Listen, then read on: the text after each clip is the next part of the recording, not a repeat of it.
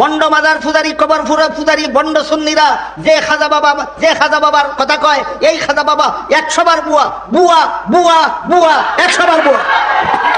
এই খাজা বাবা বুয়া, যে বুয়া খাজা বাবা। মুস্তাকুন নবী সাহেব খাজা বাবা বুয়া কইছে, কি অপরাধ করছে? তোর খাজা বাবা তো বুয়া, ওই এমন খাজা বাবা তো জগতে নাই। বলেন খাজা বাবা ভুয়া, আবার বলেন ভুয়া ভুয়া, খাজা বাবা ভুয়া, আবার বলেন। একটা ভিডিও আমাদের আল্লাহর মেহেরবানিতে আমার ছেলেরা আমাদের কাছে পাঠিয়েছে। আমাদের বাংলাদেশের একজন বড় আলেম, শুনেছি বড় আলেম, আমরা তো আর বুঝতে পারি নাই বড় আলেম, নামে বড়। আমি নামটাম এখানে ধরতেছি না, আমাদের নামটাম ধরো আমাদের আদবের খেলাফ। খাজা মাইনুদ্দিন চিশতি হাসান সানজারি রাদিয়াল্লাহু তাআলা আনহুকে আপনারা ভুয়া বলতেছেন। লা হাওলা ওয়ালা কুওয়াতা ইল্লা বিল্লাহ। এটাও দেখার বাকি ছিল। ইহুদি নাসারা ভুয়া বলবে, হিন্দুদের দৃষ্টিতে ভুয়া, কিন্তু এই হিন্দুরাই সবচেয়ে বেশি যায় খাজা বাবার দরবারে। আপনি সমালোচনা করবেন আল্লামা সাহেব, আমি ডেফিনেটলি এটা চলে যাবে আপনাদের কাছে। আমি মৌলানা সাহেবের কাছে বিনীত অনুরোধ, মিম্বরে রাসূলের মধ্যে বসে যখন কথা বলবেন, তো সেই কথা যেন গুন্ডাদের মতো না হয়, আলেমানা হয়। আপনি সমালোচনা করবেন, সমালোচনাকে আরবিতে বলে নকদ, নুন কফ দাল, নকদ।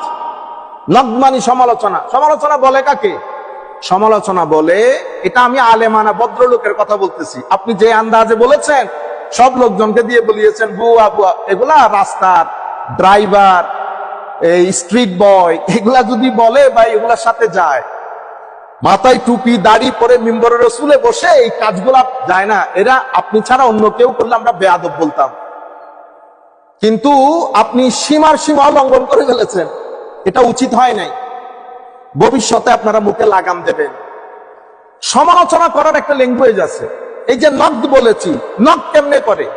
আপনি আল ইজাবুল সালবি ওয়াল ইজাব, মানে আল জানিবুস সালবি আল জানিবুল ইজাবি, কোন একটা জিনিস পজিটিভিটি এবং নেগেটিভিটি দুইটা উল্লেখ করার পরে আপনি বলবেন, প্রথমে ফর এক্সাম্পল আমি আপনাকে নিয়ে সমালোচনা করব। কেমনে করব? আমি যদি আপনাকে নিয়ে সমালোচনা করে আপনি যে আন্দাজে করেছেন সে আন্দাজে করি, তাইলে তো আপনি দেশকে গৃহযুদ্ধের দিকে ঠেলে দিবেন। আপনি যে আন্দাজে সমালোচনা করেছেন, আপনি জানেন খাজা বাবার উরসে পাকের মধ্যে এখনো পৃথিবীর সবচেয়ে বড় জমায়েত হয়। এগুলা যদি একসাথে আপনার বাড়ির দিকে মার্চ করে, পাওয়া যাবে কোনো কিছু? তো এগুলা তো গৃহযুদ্ধের দিকে ঠেলে দিচ্ছেন দেশকে। কারণ আপনার আশেপাশে অসংখ্য লোক খাজা বাবাকে মহব্বত করে। আপনি যখন এগুলা বলবেন, ছেলেদেরকে এগুলা শিখাবেন, রাস্তাঘাটে মারামারি লাগবে, হতাহত হবে, এটার দায়িত্ব আপনি নিবেন। সুতরাং সমালোচনা করার সিস্টেমটা শিখেন আগে।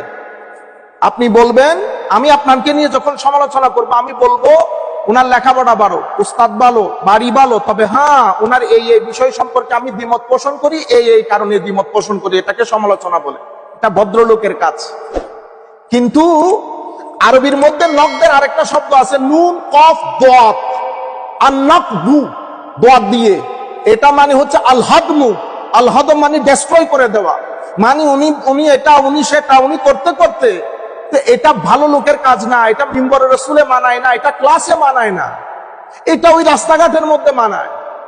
সুতরাং আমি আপনাদেরকে বলবো তওবা করেন। কারণ আপনি এই যে কথাটা বলেছেন, সাফার করা ছাড়া দুনিয়া থেকে যেতে পারবেন না, আমি গ্যারান্টি দিয়ে আপনাকে বলছি, সাইন করে রাখিয়েন আজকে। আপনি এটা সাফার করা ছাড়া, ইতোপূর্বে আপনার মুরব্বী শুধুমাত্র ঈদে মিলাদুন নবী তাবাররুককে বর্জ্যের সাথে তুলনা করেছেন, না? মৃত্যুর সময় কি আন্দাজে মারা গেছে দেখছেন? কোন আলেম কখনো এভাবে অপদস্থ হয়ে মারা যায় না, আপনি হিস্ট্রি দেখেন। সুতরাং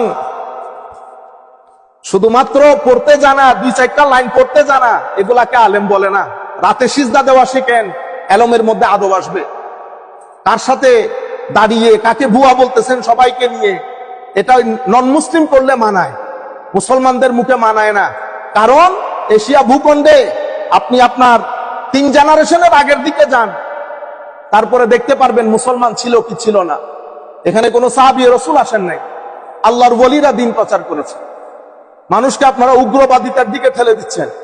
আল্লাহ রাব্বুল, আমরা এটার শক্ত প্রতিবাদ করছি এবং সরকারের যথাযোগ্য যারা রেসপেক্টিভ অথরিটি আছে তাদের কাছে আমরা বিনীত অনুরোধ করব, এই সমস্ত মৌলবীদের মুখে লাগাম দিতে না পারলে দেশ আস্তে আস্তে গৃহযুদ্ধের দিকে চলে যাবে। আহলে সুন্নাত ওয়াল জামাতের উলামায়ে কেরাম, সুফিয়ায়ে কেরাম এটা ভদ্র। আপনারা সব সময় এই ভদ্রতার সুযোগ খুঁজেন, মনে করেন এরা দুর্বল লোক। মনে রাখবেন, ভদ্র মানুষ যদি একবার উঠে দাঁড়ায় বড় মুসিবত হবে এদেরকে স্টপ করা। সুতরাং আপনারা কথাটা কানে তুলবেন এবং যথাযথ ব্যবস্থা গ্রহণ করবেন।